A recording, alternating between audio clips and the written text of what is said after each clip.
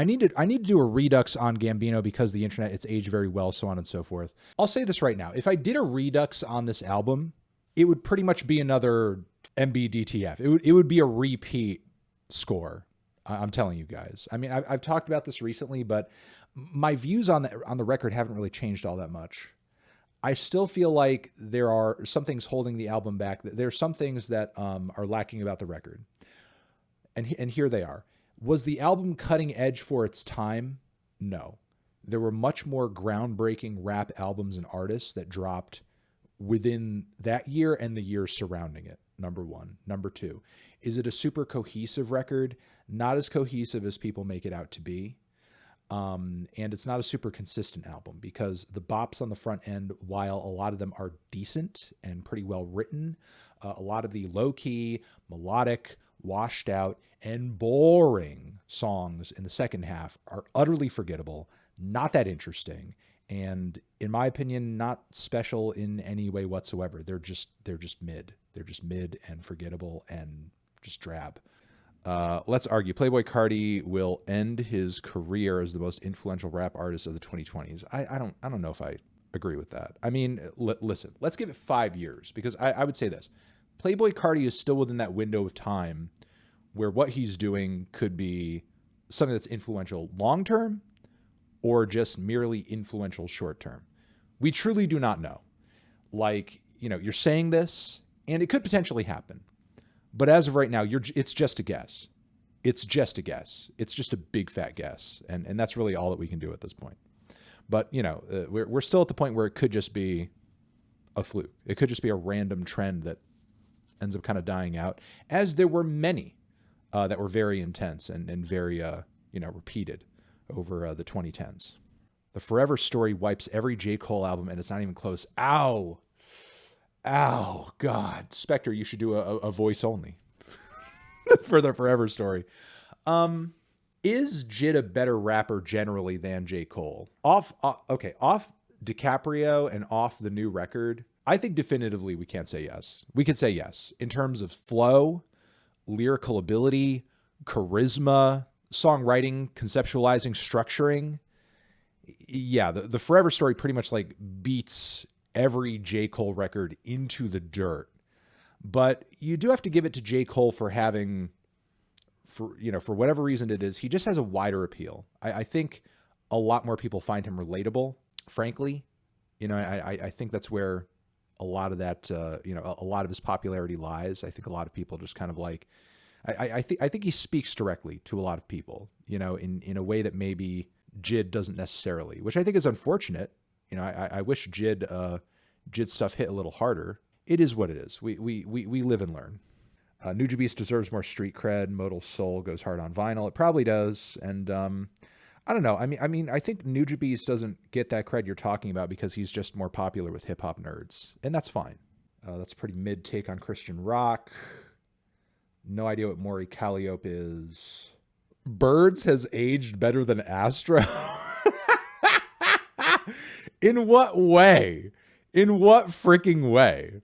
Like, Astro World isn't even the blueprint. Rodeo's obviously the blueprint with the superior songwriting from front to back and, has way less bum-ass features. But, like, still, with that being said, like, there's no track on Astro World except for maybe, like, Pick Up the Phone that comes anywhere near, like, the progressiveness, the textural bliss, and the thrills of like Sicko Mode and multiple other tracks. Like, how has Birds aged better than Astro World?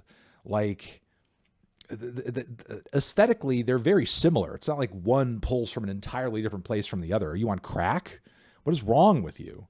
Like, how in your mind has like one record like fallen off while the other one's like riding high when, Travis Scott has like failed to come up with a new sound or style or anything like for years at this point? Like, come on, what are you doing?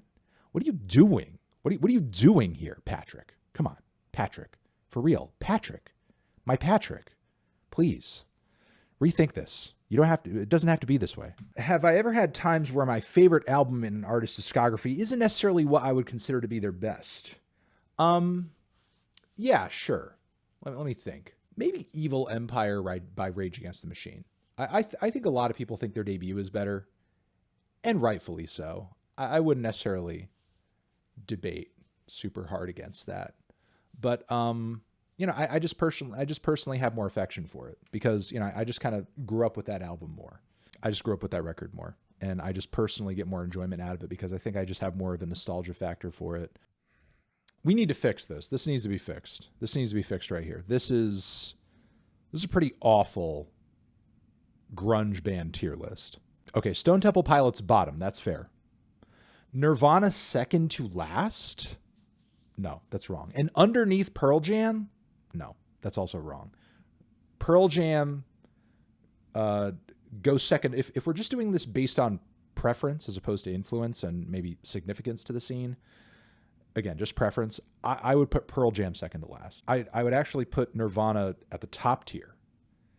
And I would leave Soundgarden and Alice in Chains respectively where they're at. So it would go Nirvana, Soundgarden, Alice in Chains, Pearl Jam, STP. And there you go. I prefer Ka over Cities Aviv, though I think you can enjoy both. I don't see the big deal. Lateralis by Tool is the greatest metal album. Immaculate drumming and production. Reflection is insane. Should have been included in the 5 best 2000s video. It's better than Toxicity. I can't speak for the other albums. I mean, I think they've come out with stuff before that contends with Lateralis. I just find System of a Down songwriting to be more thrilling, also intriguing, also hold on a second. I have no idea about the YouTube thing. Somebody's asking me something over text. Look, here's the thing. I don't think it's a bad record. I think it's a great record. You know, here's the thing with Tool.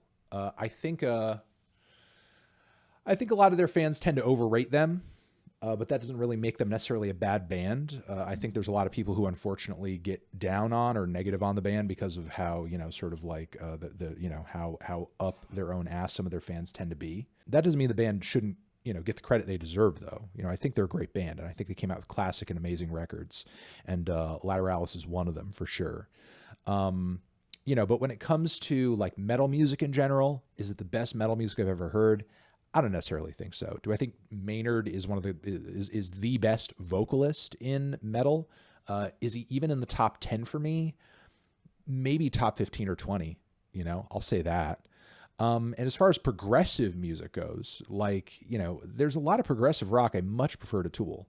You know, I think Tool's contributions to progressive music stick out in a right place, right time kind of way.